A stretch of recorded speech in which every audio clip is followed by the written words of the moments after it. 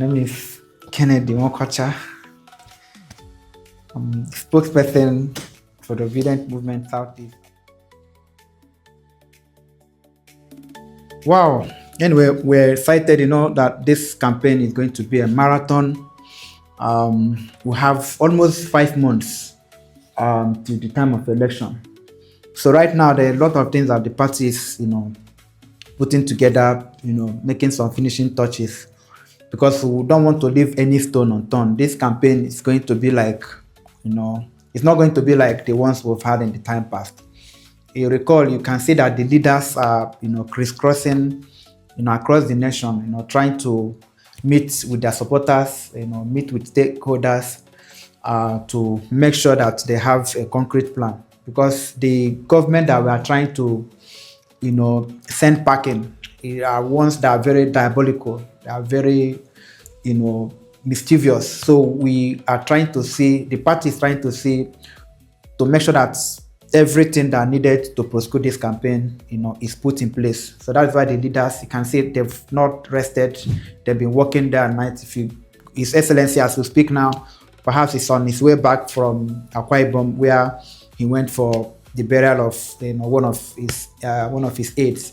Our national leader, His Excellency, former governor of Bayelsa State, Senator Seraki Dixon, every day is meeting stakeholders. Our Vice President, His Excellency Alhaji Musa Rabi Okwankwaso, is also meeting people. The party chairman, everyone is working around the clock to make sure that this campaign will prosecute it in way and manner that will give us the victory that we deserve. So the game is on, and very soon to be seeing more activities.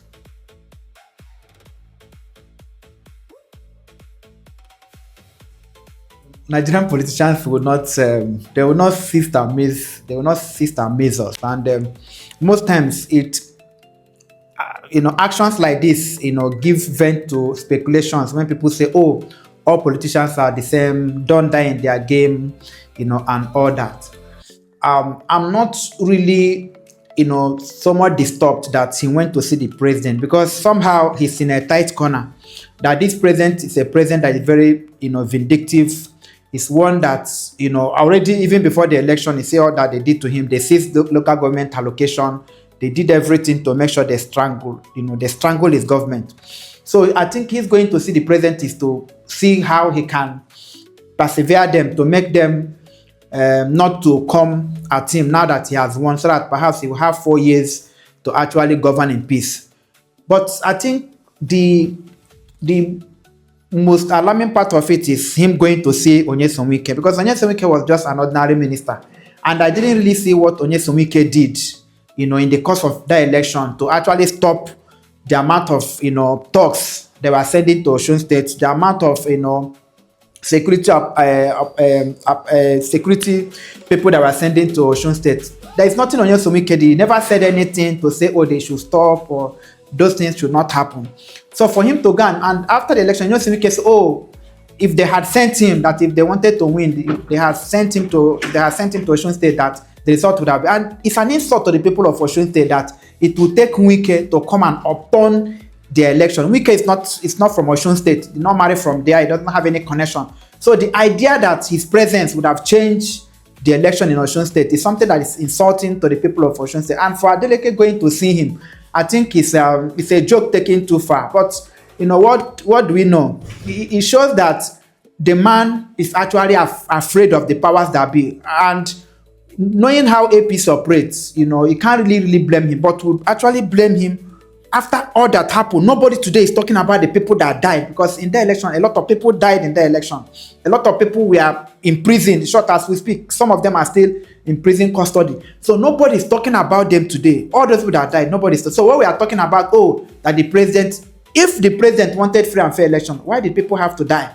If the president wanted free and fair election, why did people have to be imprisoned? If the president wanted free and fair election, why would life and property be destroyed for free and fair election? Remember that in the course of the election, even Adeleke's billboard, they never allowed a sitting governor to mount a billboard in Osun State. Everywhere he mounted a billboard, they would go and destroy it. And there was nothing that was done. Even the police commissioners that were sent on that state, even were against the governor, to the point that the governor was asking that the police commissioner sent to him should go back. Who sent those police commissioners? Is it not from the president? Who is the commander-in-chief? The president. So the thing is that after all they did and they do not succeed and they are still taking the glories, it's an insult to the collective sensibility of not just Nigerians but the people of Osun State who came out, stood, in unity, defended the election and their vote with their blood and with their life. It's an insult, for the governor to now go to tell Tinubu that, oh, thank God for free and fair election. It is insulting, it is repugnant to national justice, equity, and good conscience. But, Nigerian politicians, they will not cease to amaze us. Thumbs up, I doff my cap for the people of Osun State.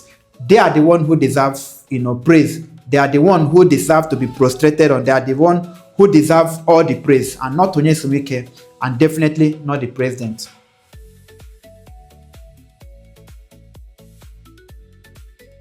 Yes, there are a lot of us. You recall that a day after the election, even me, I kept vigil on the door because I schooled in Osun State. I actually like their delegates. I actually like the governor of Osun State because I know, having schooled in that environment, I did my first degree there, did my my master's in that place. So I saw firsthand what other governors did. I was there when Ahmed was there. I was there when Oyetola was the one. Oyetola was also there. So I also was there even before Ahmed came. So I saw what was that place was like a dead place. Salaries are not paid to civil servants. In short, I stay in Ife. Ife is the ancestral home of the Yoruba people. In short, that's where the Oni of Ife stays. So immediately you enter from Oshobo, in short, it's when you come to Ife, the life there, the most important activity or industry in that place is the OAU, is the campus, is the university. In short, the university is the center of gravity in Osun State. I think there is also one steel industry that is there. But aside from that steel industry, the biggest economic hub is the school. So everything that happens, whether people who sell bread, water, whatever activity, their biggest transaction happens on University campus. So that's the only life there. So the road to Osun, to the Oni of Ife, looked like a village road.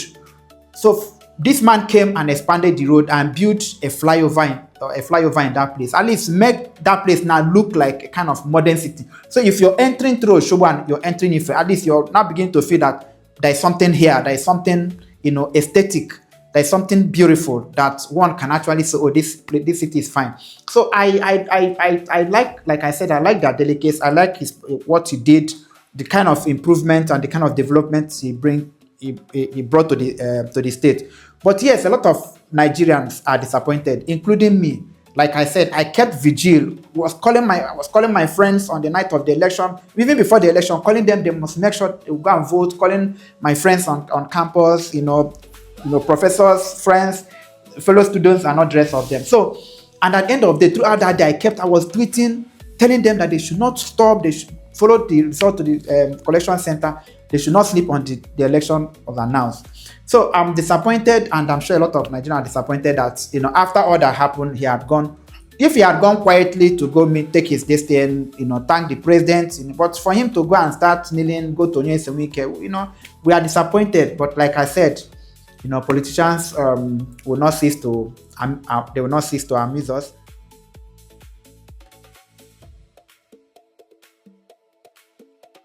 I can tell you for a fact, 100%, who is not ready to vote APC out. The only people, like I said, who are not ready to vote APC out are the employers of APC, are the government officials who are living off, our, patrimony.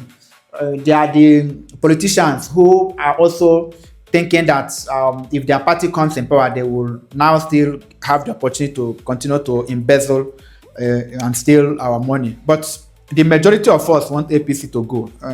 The people in power, they are not up to 2% of they are not even up to 1% of Nigerian population. So the rest of us want to vote them out. And inshallah, come January, we are going to vote them out. So Nigerians are ready. In short, Nigerians are hungry. Nigerians are besieged with insecurity. Nigerians can get from one point to the other, not freely without feeling that they'll be kidnapped. Nigerians cannot go, sleep with their two eyes open at night. Nigerians cannot be sure of, where the next meal is going to come from. So Nigerians know that this government has actually failed us, because we know that the tax ahead is very enormous. It's one that we cannot fail, because Nigerians are banking on us. Nigerians are reposing their hope on us, and we cannot afford to fail them. So what we are going to do in the next coming weeks and months is to make sure that we energize, the Nigerian public.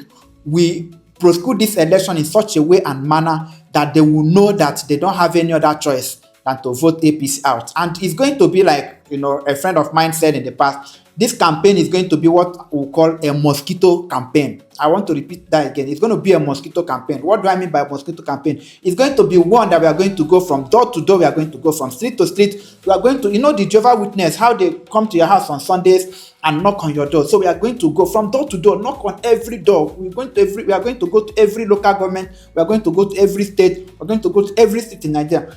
Right now, our support groups are gearing up. Our people who are volunteer are gearing up. Civil society organizations are also gearing up. So this election is going to be one that is going to overwhelm APC in such a way and manner that they've not seen before. So it's going to be a mosquito campaign. We are going to go from door to door, enter every home, enter every street, go to every state, every local government, every council, every polling unit. We are going to have a polling unit army to make sure that every of our polling units, people are going to vote, and those votes are going to be secured. So at the end of the day, Nigerian people will win this election, because APC has expired. Their time, they've done enough damage already.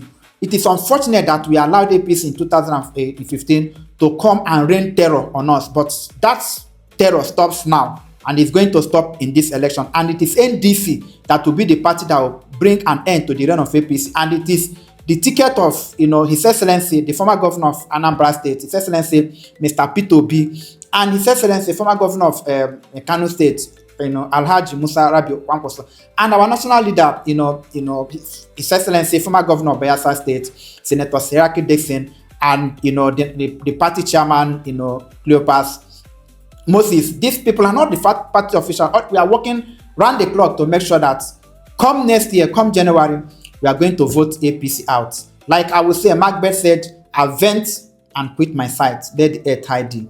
This Pharaoh that we are seeing today, this APC, we shall see them no more.